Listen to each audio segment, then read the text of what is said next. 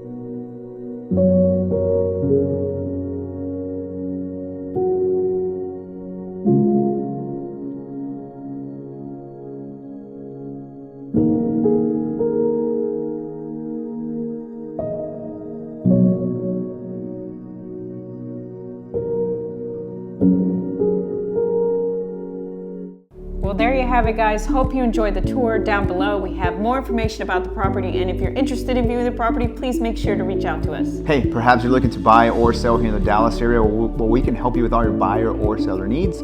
All you need to do is schedule a consultation call by clicking on one of the links that's down below. Please like, comment, and subscribe. It really helps with the channel. And as always, remember to follow us on Instagram at Sergio and Sheila. Thanks, guys, for watching. See you guys next time.